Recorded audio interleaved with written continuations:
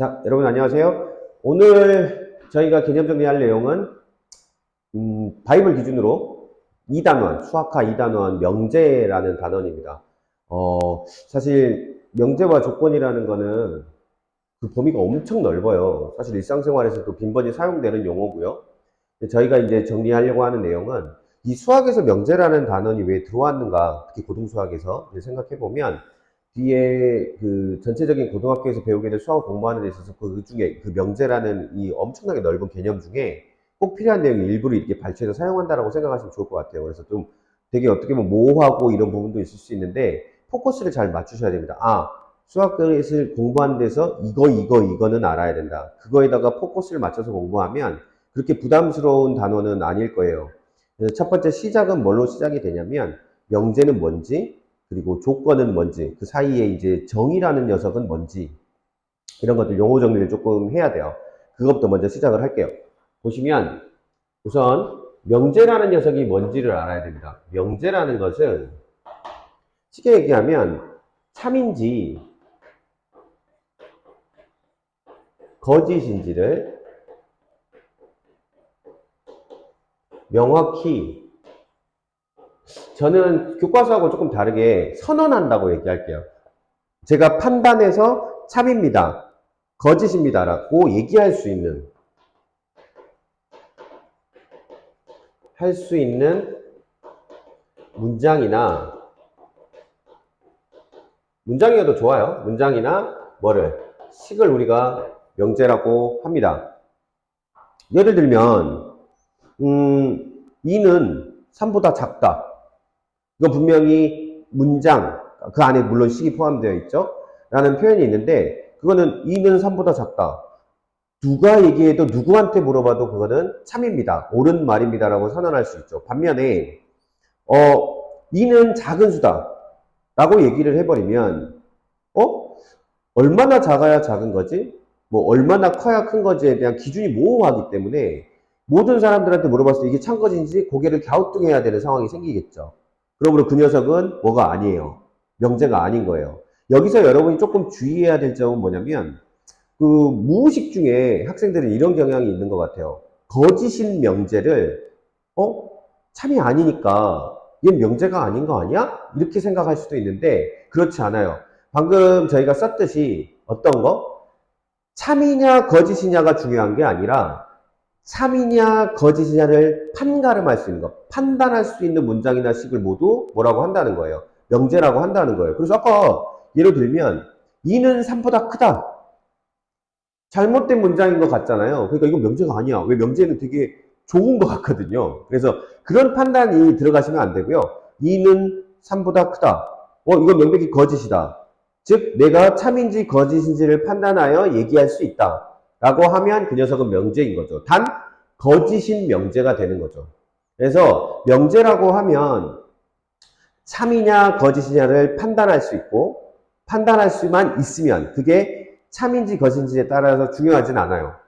그러니까 참이냐 거짓이냐 판단이 가능하다면 명제다 이렇게 생각을 하시면 돼요. 예를 들면 송혜교라는 배우가 있는데 송혜교라는 배우는 예쁘다 라고 얘기를 하면 그 예쁨의 기준이 다르잖아요. 대부분이 예쁘다고 표현을 하겠지만, 예쁘다고 수긍은 하겠지만 그 중에 예쁘지 않다고 생각하는 사람도 있을 수 있잖아요. 그러니까 명백하지 않아요. 근데 송혜교는 여자다 예를 들면 그렇게 얘기한다면 그건 참이 되겠죠.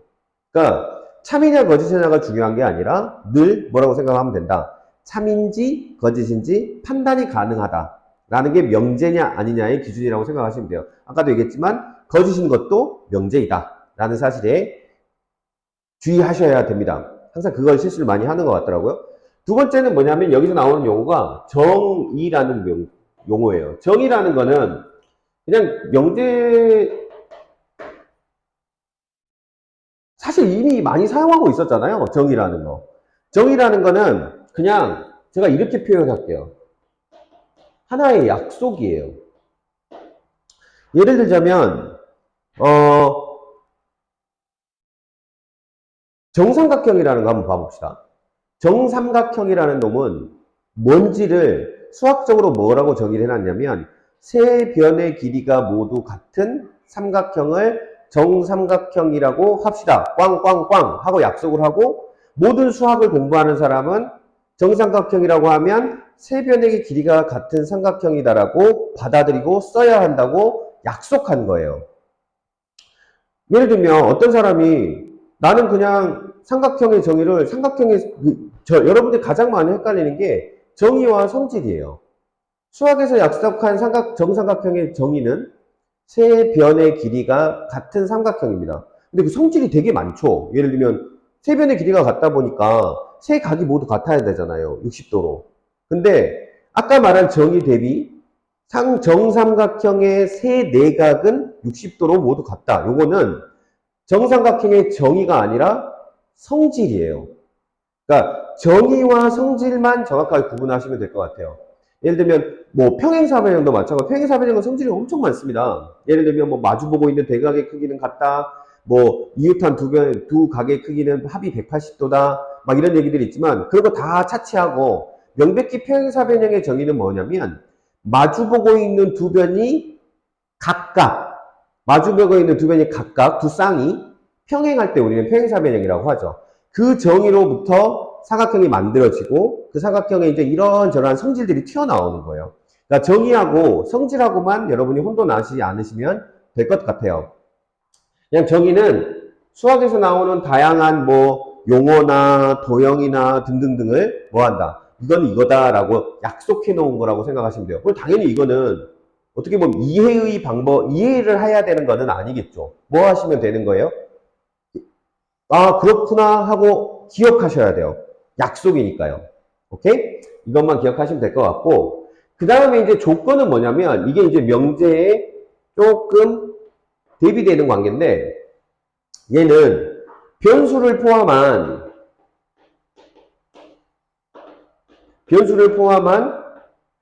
문자나 식이 있고요. 그 변수 값에 따라서 참이 되기도 하고 또는 거짓이 되기도 하는 경우, 이걸 우리가 뭐라고 하냐면 조건이라고 부릅니다. 아까 우리가 명제라는 놈을 하나 할 때 이런 얘기를 했어요. 2는 3보다 작다. 얘는 참이죠. 저희가 참임을 판단할 수 있죠. 그래서 이건 참임 명제라고 했고요.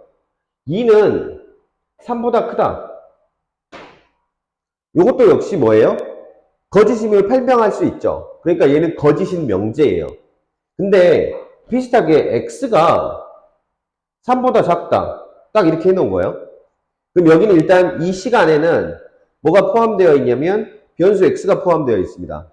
그죠? 근데 이 변수 x가 1이 들어가면 이 식은 참이 될 거고, x가 4가 들어가면 이 식은 거짓이 될 거예요. 즉 x에다가 어떤 값이 들어가느냐, 그 변수 값이 뭐냐에 따라서 뭐가 되는 거예요. 이 변수 값이 뭐가 되냐에 따라서 이 녀석이 참이 될 때도 있고 거짓이 되기도 할 때, 우리는 이 녀석을, 이 문장이나 식을 뭐라고 부르냐면 조건이라고 부릅니다.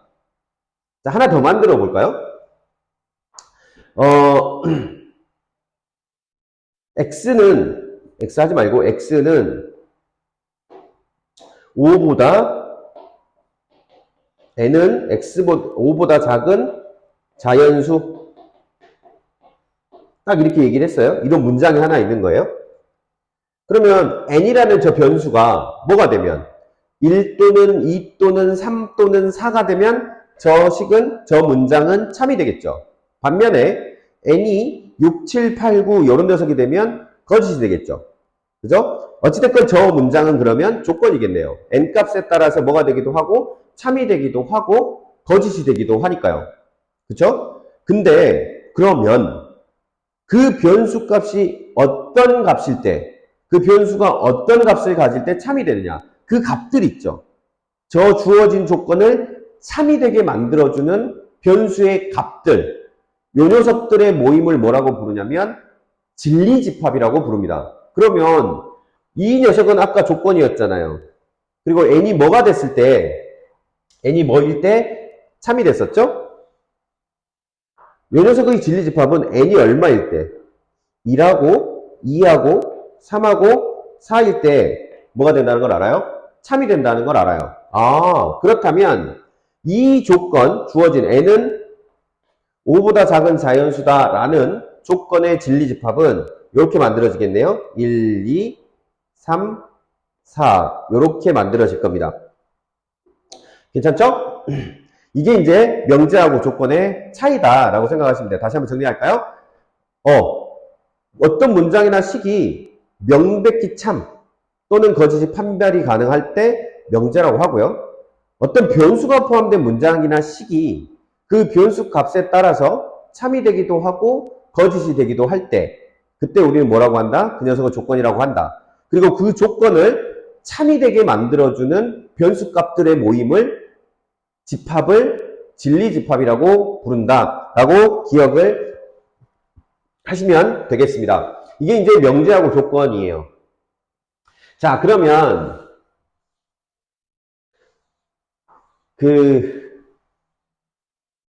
뒤에 보면 여러분들 바이블을 쭉 한번 읽어는 보셔야 되거든요.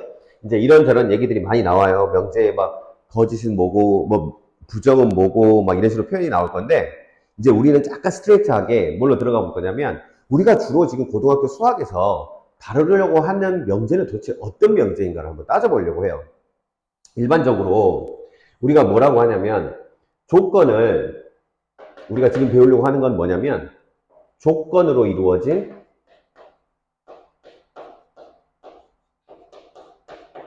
명제입니다. 사실 선생님이 고등학교 때 공부를 할 때만 해도 이런 용어가 있었던 걸로 기억을 하는데요. 조건으로 이루어진 명제라는 걸로 딱 이렇게 정의를 해줬었는데 이 말이 지금 거의 사라진 것 같아요. 근데 저희는 그냥 조금 사용을 해볼게요. 이렇게 되면 이해가 조금 편하거든요. 조건으로 이루어진 명제라 하면 뭐냐면 일반적으로 조건을 스몰 p로 표현하거든요. 스몰 p, 스몰 q, 스몰 r 뭐 이런 식으로 표현을 한단 말이에요. 조건으로 이루어진 명제라고 하면 조건 두 개가 가정과 결론의 형태로 묶였을 때 그 녀석을 조건으로 이루어진 명제라고 합니다. 그러니까 조건 두 개가 뭘로 묶인다? 가정과 결론의 형태로 이어졌을 때, 묶였을 때 이걸 우리가 조건으로 이루어진 명제라고 해요. 그래서 보통 어떻게 표현하냐면 아까 조건을 뭐라고 보통 표현한다고 했죠? P 또는 Q 또는 R이라고 표현한다고 그랬죠. 조건 두 개를 가져올게요. 조건 두 개를. 그래서 P하고 Q라는 조건이 이렇게 있어요. 조건 두 개가 어떻게 묶이는 거냐면 P이면 Q이다. 이렇게 묶이면 이 녀석은 뭐가 되냐면 명제가 돼요. 그리고 이 부분을 뭐라고 하냐면 가정이라고 하고 이 부분을 뭐라고 부르냐면 결론이라고 부릅니다. P이면 Q이다. P이면 Q이다. 가정과 결론의 형태로. 자, 조건 두 개가 무조건 묶인다고 다 뭐는 아니에요. 명제는 아니에요. 어떤 조건 두 개가 하나는 가정의 역할을 하고 있고 하나는 결론의 파트를 구성을 하고 있으면 가정과 결론의 형태로 묶여 있으면 그 녀석을 우리는 뭐라고 부른다고? 조건으로 이루어진 명제. 일반적으로 이제 앞에 조건으로 이루어지는 말을 빼고 그냥 명제라고 하죠. 저걸 뭐라고 부르냐면 조건으로 이루어진 명제라고 합니다. 저건 그럼 명제라고 했다는 얘기는 저 명제의 뭐가 판단이 가능하다는 얘기예요. 참 또는 거짓이 판별 가능하다는 얘기겠죠. 그러겠죠? 그러니까 밑도 끝도 없이 넌 명제야 라고 했다는 이유는 너는 무조건 뭐가 가능하다는 얘기인 거야. 참 거짓 판단이 가능하다는 얘기라는 거지. 자, 보세요. 그러면 저 조건으로 이루어진 명제, 조건 두 개가 가정과 결론의 형태로 이어져서 만들어진 하나의 명제는 분명히 참 거짓이 판별이 가능할 테고 그 참 거짓을 판별하는 방법을 배우는 게 어떻게 보면 이 단원의 첫 번째 주제예요. 자, 아까 우리가 무슨 얘기를 했냐면 얘도 조건이죠. 그리고 요것도 조건이에요. 가정을 이루는 조건, 결론을 이루는 조건. 이게 두 개가 이루어진 겁니다. 자, 조건은 뭐가 있다 그랬어? 진리집합이 있다 그랬어. 뭐가 진리집합이었죠? 그 조건을 뭐가 되게 만들어주는 녀석, 참이 되게 만들어주는 녀석을 진리집합이라고 한다 했고, 그러면 이 P라는 조건을 참이 되게 만들어주는 진리집합을 내가 라지 P라고 이렇게 한번 써볼게요. 그 다음에 스몰 Q라고 만들어진 이 조건을 참으로 만들어주는 진리집합을 제가 라지 Q라고 이렇게 얘기를 할게요. 오케이? 그러면 이 둘은 집합 사이, 집합, 둘 다 집합인 거잖아요. 이 두 집합 사이의 관계가 뭐가 될 때? 요렇게 만들어질 때. 즉, 라지 P가 라지 Q의 부분집합일 때. 라지 P가 라지 Q에 속할 때, 포함될 때, 우리는 저 명제를 뭐가 된다고 부르냐면, 참인 명제라고 하고, 이 관계가 성립하지 않을 때, 두 조건의 진리집합 사이의 관계가 포함 관계가 이렇게 될 때, Q가 P를 포함할 수 없을 때, 이때 우리는 뭐라고 부르냐면, 이 명제는 거짓이 된다라고 얘기합니다. 이게 이제 뭐냐면, 그러면 조건으로 이루어진 명제의 참, 그리고 거짓 판단이라고 생각하시면 돼요.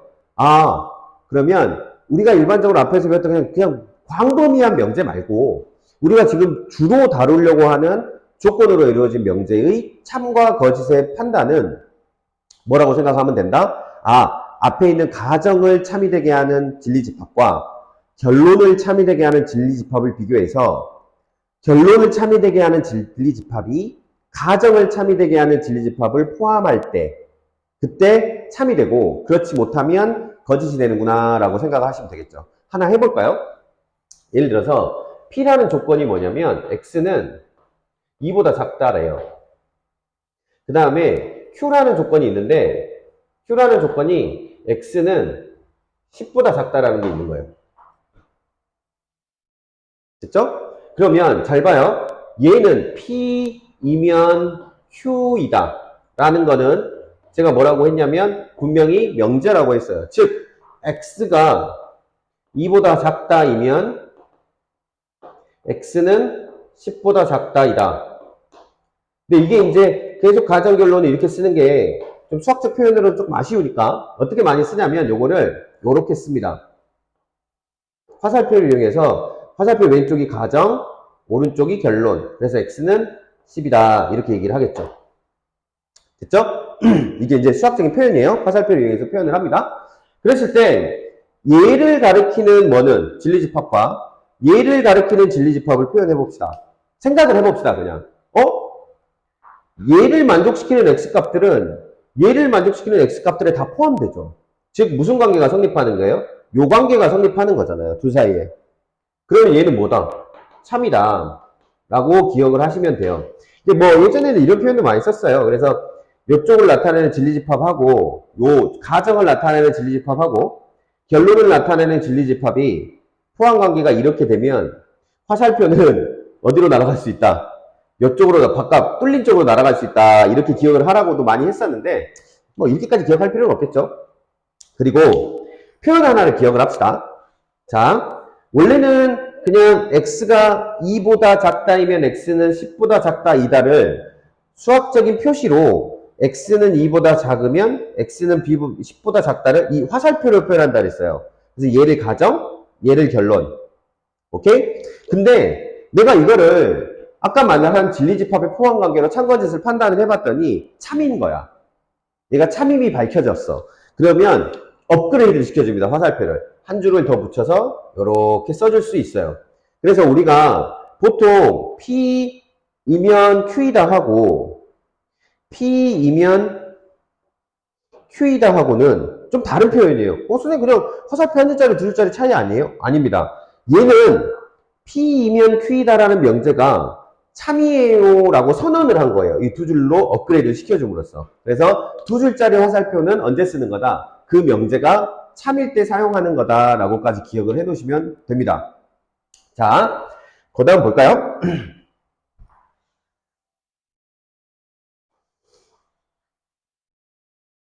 그 다음 주제는 조건으로 이루어진 명제의 부정입니다. 부정. 부정은 뭐냐? 그냥 단순히 명제를 부정할 때, 예를 들면, 요거는 조건으로 이루어진 명제의 부정이에요. 그냥 일반적인 명제의 부정과 조건의 부정하고는 조금 달라요. 그러면 여기서 우리가 먼저 뭘 해야 되냐? 조건의 부정을 봐야 돼요.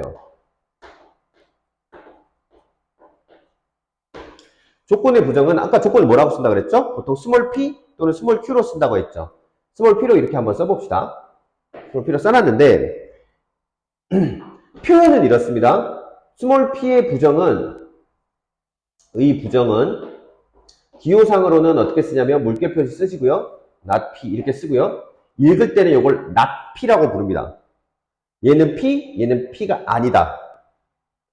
p, not p 이렇게 읽으시면 되고 예를 하나 들어보자면 x는 2보다 작다라는 이런 조건이 있었을 때 얘를 부정하라고 하면 얘가 아닌 거 다라고 생각하시면 돼요. 앞에 집합에서 배웠던 여집합의 컨셉이라고 생각하시면 돼요. 그러면 x는 2보다 작지 않다가 되는 거죠. x는 2보다 작지 않다. 그 말은 x는 2보다 크거나 같다. 얘가 p라면 얘가 not p. 이렇게 기억을 하시면 되고 보시면 p라는 녀석의 진리집합을 내가 large p라고 쓴다면 아까 집합에서 얘기했듯이 large p의 부정인 small p라는 조건의 부정인 not p의 진리집합은 이 p의 진리집합 large p의 여집합의 관계를 가지게 되어 있어요. 이게 이제 첫 번째 여러분이 배우셔야 될 조건의 부정. 오케이? p의 부정은 not p라고 읽고 그 p를 만족하지 않는 모든 것을 not p라고 생각하면 된다라고 기억하시면 되고 자, 두 번째 진짜로 배워야 될 거는 앞에 이제 이 말을 생략할게요. 조건으로 이루어진 명제의 부정. 일반적인 명제의 부정은 사실 그냥 상식선에서도 이해가 갈 거니까 책 한번 읽어보시면 될 것 같고요. 조건으로 이루어진 명제. 조건으로 이루어진 명제의 부정은 어떻게 하냐? 딱 이렇게 기억하셔야 돼요. 가정은 건들지 않아요. 가정은 뭐한다? 그대로. 결론에 있는 결론만 뭐 해주면 된다? 부정해주면 됩니다. 가정은 건들면 안 돼요. 결론만 건드는 거예요. 물론 예외가 있어요. 좀 이따가 가정애가 어떤 단어가 표현된 경우에는 가정의 일부를 스위치해주는 작업을 할 거예요. 그렇지만 지금 우리가 기억해야 될 거는 조건으로 이루어진 명제의 부정은 뭘로 한다? 반드시 뭘로 기억을 하시면 되냐면 가정은 그대로 둔 채로 결론에 있는 조건만 부정해주면 된다라고 기억하시면 됩니다. 자, 볼게요. 그러면 명제 하나를 만들어 볼까? P이면 Q이다. 이런 명제가 있는 거야. 자, 이걸 부정해 보래. 이건 명제잖아. 조건으로 이런 명제. 조건 두 개가 가정과 결론으로 묶여 있으니 넌 명제. 이 명제를 부정해라. 가정은 내비두고 가만히 놔두고 P이면 not Q이다 라고 써주면 되는 거예요. 뒤에 있는 결론만 뭐 해주면 된다? 부정해주면 된다. P이면 Q이다의 부정은 P이면 Q가 아니다. P이면 Q이다의 부정은 P이면 not Q이다. P이면 Q가 아니다라고 부정하면 됩니다. 이게 조건으로 이루어진 명제의 부정입니다. 다시 가정 건든다 안 건든다? 가정 건들면 큰일 납니다. 가정 건들면 전혀 다른 놈이 돼버려요. 나중에 배우게 돼 이 대우에서 이것도 배울 거야 될 건데 둘 다 부정해버리면 전혀 다른 녀석이 돼요. 그건 명제의 부정이 아니에요. 됐죠? 어떤 주어진 조건으로 이루어진 명제를 부정해라. 가정은 그대로 결론만 부정. 이렇게 딱 기억해 놓으시면 되겠습니다. 괜찮겠죠? 자, 세 번째. 여기서 중요한 게 요런 게 있을 수 있어요. 가정애가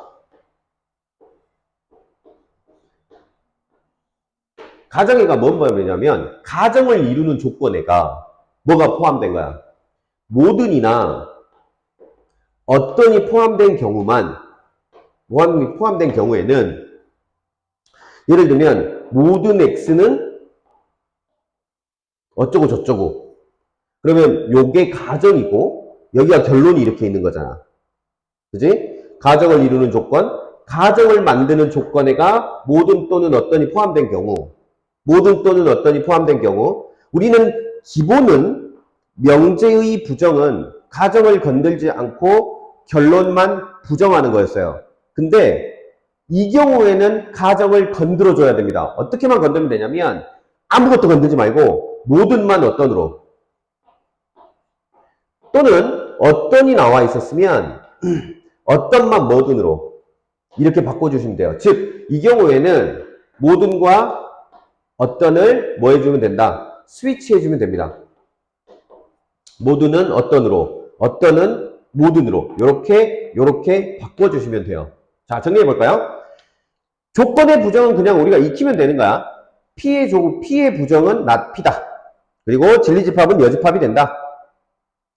P이면 Q이다로 만들어진 조건으로 이루어진 명제를 부정할 때는 가정은 건들지 않는다. 오케이? 결론만 부정한다. 그러면 P이면 Q이다의 부정은 P이면 not Q이다 라고 기억하시면 되고, 오케이? 단, 가정을 이루는 명제 P가 모든이나 어떤이 포함되어 있을 경우에는 그 명제를 부정하기 위해서 물론 똑같이 결론을 부정하지만 가정에 붙어있는 모든을 어떤으로, 어떤을 모든으로 바꿔줘야 된다. 이렇게 기억하고 계시면 명제에 대한 부정도 다 이해하실 수 있으실 거예요. 여기까지가 이제 두 번째 여러분들이 배워야 될 주제입니다. 자, 세 번째로 가볼까요, 이제? 세 번째 하기 전에 이런 얘기 한번 해볼게요. 사실 방금 우리가 계속 조건 두 개로 이루어진 명제를 배웠잖아요. 그리고 조건 두 개가 이어지는데 어떻게 이어져야 명제가 된다고? 가정과 결론의 형태로 이어져야 명제가 된다고 했죠. 근데 이런 거 있습니다. P이면 Q이다가 아니라 P이고 Q 또는 P 또는 Q 이런 녀석이 나와요. 그럼 이거 P도 조건이고 Q도 조건이거든요. 둘이 묶였죠. 사실 이거는 논리의 연산자라고 해요. 이런 어려운 용어를 쓰지 말고 P이고 Q나 P 또는 Q라는 요 녀석들은 그냥 조건과 조건이 섞여서 합쳐져서 또 다른 조건을 하나 만든 거예요. 저거는 그냥 이 자체가 뭐다? 조건이다. 하나의 조건입니다. 아까 내가 명제 두 개가 합쳐져서 조건 두 개가 합쳐서 명제가 되려면 어떻게 돼야 된다 그랬죠? 가정과 결론의 형태로 합쳐져야 된다 그랬어요. 이어져야 된다 그랬죠? 근데 얘는 뭐예요? 그냥 이고라는 놈 또는이라는 놈으로 묶여진 경우에는 얘 자체로서의 하나의 조건입니다. 얘는 명제가 아니라는 얘기죠. 즉 얘는 뭘 판단할 수 없어요. 참거짓을 판단할 수 없어요. 쟤는 여전히 조건이기 때문에. 괜찮겠죠? 자, 이런 경우에 요 녀석을 부정해보래요. 그럼 어떻게 하면 되냐면 우리가 P이고 Q는 요것부터 먼저 해볼게요. 사실상 진리집합으로 보면 P이면서 동시에 Q여야 되는 놈들인 거잖아. 그러면 P도 만족하고 Q도 만족하는 녀석이겠네? 그죠? 진리집합의 관점에서 보면 둘 다 만족하는 녀석이니까. 그러니까 P이고 Q라는 하나의 조건은 그 진리집합이 이렇게 생겨먹었다고. 이게 아닌 거, 부정이잖아. 그러면 부정은 여집합이라 했지. 그러면 진리집합으로 따져보면 요거는 이렇게 생겼단 말이지.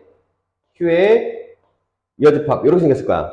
그럼 우리가 알고 있는 드모르간의 법칙에 의해서 이건 not P의 합집합의 Q의 여집합 이렇게 되겠네.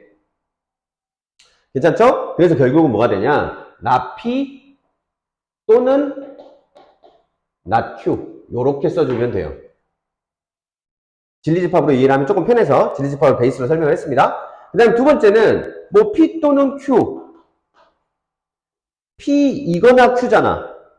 그럼 앞에서 배웠던 집합에서 뭘로 설명할 수가 있냐면 not P 합집합 Q P 합집합 Q로 설명할 수가 있고 요것도 하나의 조건이라고 그랬지? 그 진리집합이 얘인 거고 그러면 같은 논리로 얘는 얘의 여집합을 잡는 거잖아. 이 진리집합의 여집합을 잡는 거니까 여집합 들어가고 뒤집어지겠지. 그래서 이거는 not P이고 not Q 요렇게 조건이 바뀔 거예요. 다시 한번 얘기하지만 P이고 Q, P 또는 Q 요 녀석은 뭐가 아니다? 명제가 아니다. 조건과 조건이 합쳐져서 만들어진 또 다른 조건이다. 그냥 그 녀석을 부정하는 방법은 저렇다 라고 기억을 하시면 돼요. 이렇게 외우시면 돼요. 부정하려면 각각을 다 부정해 놓고 가운데 거 뒤집는다.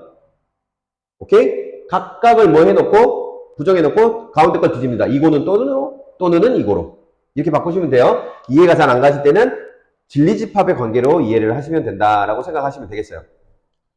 됐죠? 하나 조금 어려운 거 한번 해볼까요? P이면 Q 또는 R이다. 얘도 하나의 조건이니까 조건과 조건이 가정과 결론 형태로 이어졌네요. 맞죠? 그럼 얘를 부정하려면 뭐 해야 된다 그랬어요? 조건으로 이루어진 명제를 부정할 때는 뒤에 있는 조건을 부정해라 했지. 그럼 이 명제의 부정은 가정 건드리지 말고 P이면 얘를 부정해야 되잖아. not Q 이고 not R 이다. 이렇게 딱 써주면 부정이 되는 거죠. 왜? 조건으로 이루어진 명제를 부정할 때는 가정은 그대로 두고 뒤에 있는 결론을 구성하고 있는 조건을 부정해야 된다 했으니까 가정 그대로 조건 부정, 결론 부정 이런 식으로 만들어 주시면 될 거예요. 여기까지가 되면 사실 이제 명제 제일 어려운 거예요. 약간 추상적인 것도 있고 이해와 동시에 뭐 외워야 되는 것도 많고 그래서 이 정도가 첫 번째 주제입니다. 이쪽에서 아마 파트 1일 거예요. 자, 두 번째 볼게요. 이제 그 다음 파트인데 그 다음 파트는 어떻게 구성이 되어 있냐? 첫 번째 제일 중요한 건 역이대우입니다. 역이대우 명제의 여기서 말하는 명제도 역시나 뭐다? 우리가 수학에서 주로 다루는 명제는 뭐라 그랬어? 조건 두 개가 가정과 결론으로 이어진 조건으로 이어진 명제다. 너무 지저분하니까 앞으로 다 빼놓고 그냥 명제라고 하는데 실질적으로 그거를 주로 다룬다 라고 생각하시면 돼요. 명제의 역과 이와 대우입니다. 사실 요게 이제 현 교육과정에서 빠져있긴 한데요. 역과 대우를 배우는 과정에서 그닥 어렵지 않기 때문에 그냥 기억을 합시다. 명제의 역, 이, 대우인데 첫 번째 P이면 Q이다가 원래 명제예요. 오케이? 얘의 역이 뭐냐? 역은 순서를 바꾼 거예요. 가정과 결론을 뒤바꾼 게 역이에요. 리버스 시킨 거예요. 그래서 역은 뭐냐면 Q이면 P이다가 역입니다. 오케이? 그리고 대우는 이제 대우가 제일 중요한데 이 부분에서 대우라는 녀석은 가정과 결론을 뒤바꾸면서 각각의 조건을 부정한 거예요. 즉 not Q이면 not P이다. 요게 대우입니다. 그리고 뭐가 이냐면 이는 이렇게 생겼는데 그냥 주어진 명제를요 이 뒤에 Q만 뭐 하면 가정을 둔 채로 결론만 부정하면 명제의 부정이 된다 그랬죠. 명제 전체의 부정이 된다 그랬어요. 가정을 이루는 조건과 결론을 이루는 조건에 가정을 이루는 조건 그대로 두고 결론 이루는 조건을 부정하면 명제의 부정이 된다 했잖아요. 그죠? 근데 지금 무슨 짓을 할 거냐면 가정도 부정을 해버리고 가정을 이루는 명제도 조건도 부정을 해버리고 결론을 이루는 조건 Q도 부정을 해버릴 거예요. 그럼 not P면 not Q이다. 이렇게 딱 써놓으면 얘가 원래 명제의 이의 관계에 있는 명제다. 역의 관계에 있는 명제, 이의 관계에 있는 명제, 대우의 관계에 있는 명제. 이렇게 쓰면 돼요. 근데 자 보세요. 조금 맞춰줄까요? 여기를 not P이면 not Q이다. 이렇게 딱 쓸게요. 보세요. 얘 둘이를 보면 뒤집어 놓고 다 부정했죠. 그러니까 얘 둘이가 무슨 관계예요? 대우 관계예요, 또. 얘 둘이는 무슨 관계예요? 가정과 결론만 뒤바꿔 놨죠. 그러니까 얘는 역이 돼요. 얘 둘의 관계는 뭐가 돼요? 각각의 가정도 부정, 결론도 부정. 둘의 관계가 뭐가 되는 거냐면 이의 관계가 됩니다. 이 사각형 안에 이루어진 관계가 여러분이 이제 명제 역, 이, 대우에서 배워야 될 녀석이고 자, 볼게요. 이런 생각 한번 해봅시다. 아까 이런 생각을 해. 요게 참이면 어떤 관계가 성립한다 그랬냐면 Q가 P를 포함한다 그랬어요. 원래 명제가 참이라면. 오케이? 원래의 명제가 참이면 요런 관계가 성립할 텐데 얘는 뭐냐면 봐봐. 얘는 얘의 진리집합은 Q의 여집합일 테고 얘의 진리집합은 P의 여집합일 테야. 괜찮지? 그러면 Q가 P를 포함한다면 즉 무슨 관계냐면 벤다이어그램을 표시를 해보면 Q가 이렇게 있고 여기가 이렇게 P가 있는 거란 말이지. 전체 집합이 이렇게 있을 거야. 여기가 U가 이렇게 있는 거야. 괜찮아요?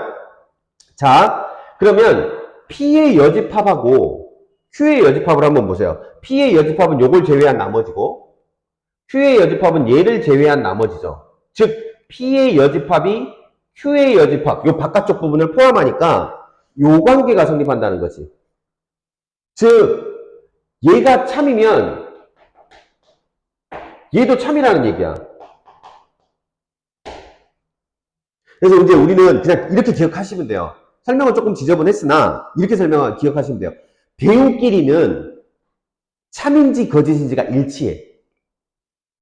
그러니까 얘가 참이면 얘는 참이야. 얘가 거짓이면 얘도 거짓이야. 나머지는 관계없어. 뭐 여기랑 원래 명제, 이랑 원래 명제는 참거짓을 지네들끼리 막 나눠 가질 수 있는 거예요. 그러니까 얘는 참인데 얘는 거짓일 수도 있고 얘는 거짓인데 얘는 참일 수도 있고 근데 대우끼리는 그러면 안 돼. 대우끼리는 같이 참이어야 되고 같이 거짓이어야 돼. 원래 명제가 참이면 대우는 참, 원래 명제가 거짓이면 원래 명제, 대우 명제도 거짓. 대우가 참이면 원래도 참, 대우가 거짓이면 원래도 거짓. 이렇게 즉 원명제와 대우명제는 원명제와 대우명제는 참인지 거짓인지가 일치한다 라고만 기억하시면 돼요. 그래서 이제 뭐 수업 시간에 주로 많이 다루고 여기서 개념 설명할 때는 아주 깊이 있게 다루지는 않을 건데 귀류법이라는 게 나오거든요. 귀류법이라는 건데 뭐 고등수학에서 나오는 증명이라고 해봐야 세 종류밖에 없어요. 뭐 직접 증명, 그러니까 대놓고 증명하는 거, 중학교 때 했던 것처럼 하나하나 따져서 논리적으로 A면 B고 B는 C니까 A는 C다 막 이런 식으로 증명하는 게 직접 증명이라고 하면 두 가지 방법이 증명법이 등장을 해요. 첫 번째가 귀류법입니다. 나중에 배우게 될 수열에서 배우게 될 귀납법이라는 게 있어요. 둘이 헷갈리시면 안 돼요. 귀류법 그리고 귀납법인데 지금 귀납법은 나중에 수원하실 때 배우시기로 하고 귀류법이라는 건 뭐냐면 뭘 이용하는 거냐면 원래의 명제와 대우인 명제가 참인지 거짓인지가 일치하다는 걸 이용해서 원래 명제를 참인지 증명하라고 했는데 보여주세요 라고 했는데 뭘 이용해버리는 거야. 그냥 여기 너무 다루기가 까다로워. 그래서 뭘로 가는 거야? 얘로 가지고 가는 거야. 대우로 가지고 원래 명제가 참인 걸 보여주거나 거짓인 걸 보여주는 걸 우리가 뭐라고 한다? 우리가 귀류법이라고 얘기를 합니다. 그래서 이 귀류법이라는 거는 실제 이제 학교 시험에서는 증명을 하라고 그러는 거가 최근에는 좀 있는 것 같아요. 근데 아주 자주 등장하지는 않고 오히려 이제 빈칸 채우기나 이런 걸로 나올 수도 있기 때문에 좀 더 이거를 실제로 증명을 하고 한 문제 한 문제 이렇게 다뤄보는 거는 수업 시간에 조금 더 심화 개념하고 같이 설명해 드리도록 할게요. 그리고 대표적인 문제들이 몇 개 있어요. 뭐 유리수임을 증명해라, 뭐 자연수의 배수임을 증명해라 이런 문제들이 있는데 그런 거 몇 개만 익숙하게 배워 놓으시면 뭐 시험 치는데 이 부분이 크게 문제되지는 않아요. 귀류법이 문제를 일으키지는 않을 겁니다. 다시 명제 여기 대우에서 원래 명제와 대우 명제는 참인지 거짓인지가 일치한다라고 기억을 하시면 되겠습니다. 괜찮죠? 자, 그 다음에 이제 몇 가지 추가적인 개념이 설명을 해야 되는데 이것도 조금 기억을 해줬으면 좋겠어요. 발레라는 녀석이에요. 증명 얘기가 나왔기 때문에 이제 우리가 지금 발레라는 걸 추가적으로 설명을 하는데 발레라는 건 뭐냐면 발레, 반대가 되는 예. 조금 표현이 그런데 주어진 어떤 명제가 역시나 여기서도 조건으로 이루어진 명제입니다. 조건으로 이루어진 명제가 거짓임을 보여주는 예를 우리가 뭐라고 하냐면 발예라고 합니다. 자 보세요. 예를 들면 x가 3보다 작으면 x는 1보다 작다. 조건, 가정, 결론, 명제죠? 진리집합을 잡아보고 진리집합을 생각을 해봐. 그럼 이 진리집합이 이 진리집합을 포함할 수 있나요? 그렇지 않죠. 오히려 반대죠. 그죠? 그러면 얘는 일단 거짓인 건 명백하네. 왜 거짓이냐고 보여달래. 그럼 이거를 사실 거짓임을 증명하는 건 정말 어려워요. 그래서 그냥 발레를 툭 던져주면 끝나요. 야, x가 2면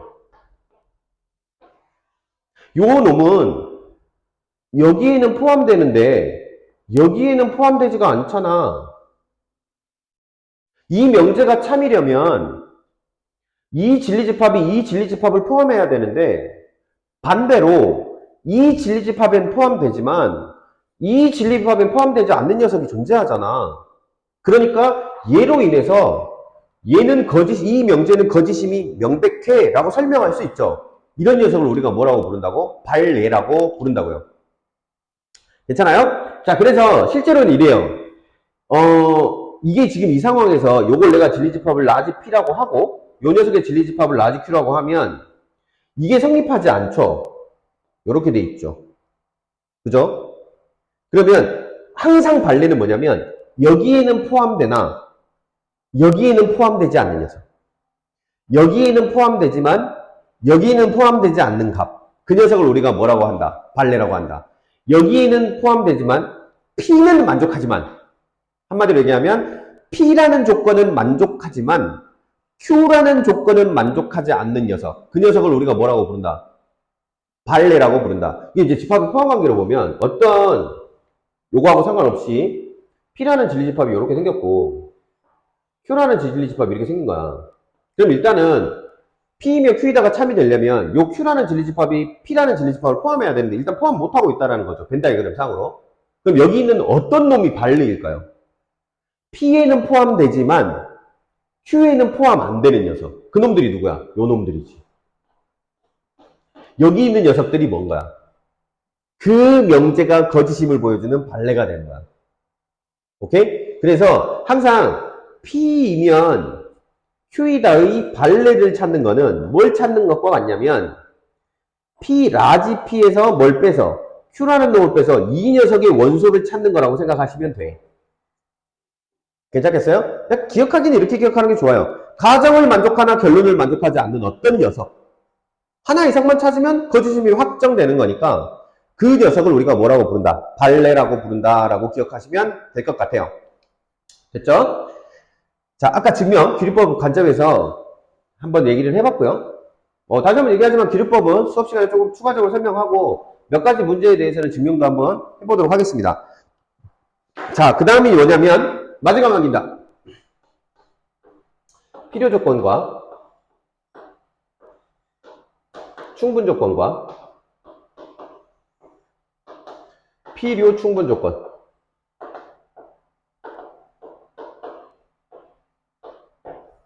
늘 우리가 뭐라고 배울 건데 필요 조건은 뭐냐면 되게 쉬워요. 읽으면 돼. 내가 P이면 Q이다라는 명제를 하나 써놓을 거야. 근데 이게 한 줄이 아니라 내가 이걸 딱 두 줄로 이렇게 업그레이드 시킬 거야. 그러면 이 명제는 참이라 했지. P이면 Q이다가 참일 때 두 줄로 바뀐다 했지. 그럼 이제 현재 이렇게 써놨다면 P이면 Q이다는 참인 거야. 그때 화살표의 오른쪽에 있는 요 녀석, 결론이 되는 녀석을 가정이 되는 녀석의 무슨 조건이라고 하냐면 필요 조건이라고 해.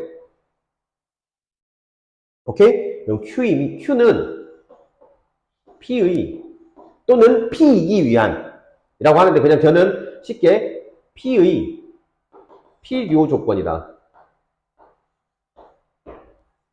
라고 얘기를 하고 얘의 상대적인 개념으로 P는 Q의 충분 조건이다. 이렇게 기억을 하시면 돼요. 근데 이제 이거는 예전에 어떤 책에서 이렇게 설명을 해놨어요. P가 총을 쏜다. 화살. 두 줄짜리 화살. 그지? 두 줄이니까 총이야. 두 줄이니까 세니까. 그래서 P이면 Q이다가 참이면 표현이 이렇게 되잖아. 총을 쐈고 총을 맞고 피를 흘렸다. 그래서 화살표를 맞는 놈은 피를 흘리니까 필요 조건. 얘는 총을 쐈으니까 추구 조건. 이렇게 외우라고 하는 경우도 있는데 좀 그렇죠? 그렇게 외우면 되겠습니까? 그죠? 근데 도움은 돼요. 분명히. 자, P가 총을 쐈습니다. 충분 조건. Q는 총을 맞았습니다. 뭐한 조건. 피를 흘리니까 필요 조건. 이렇게 기억을 하시면 되고. 그럼 필요 충분 조건은 뭐냐? 이것도 일종의 표현인데, 자, 이제 P면 Q에다가 이렇게 두 줄로 딱 된 거야. 얘가 참이야. 오케이? 삭! 화살표 이렇게 되어 있는 것도 있어. 얘는 뭐냐면, P면 Q이라도 참이고, Q이면 P라도 참인 경우 이렇게 써줘. 야, 이거는 그러면 P면 Q이라도 참이고, 그 녀석의 역인 Q이면 P라도 참이겠네? 그죠? 원래 명제도 참, 뒤집어 놓은 역도 참인 경우에 서로가 총을 쏘고 피를 흘리죠. 총을 쏜과 동시에 뭘 해? 피를 흘리는 거야. 그러니까 얘를 뭐라고 부르냐면 서로 P는 Q의 또는 Q는 P의 서로 무슨 조건이다? 필요 충분 조건이다.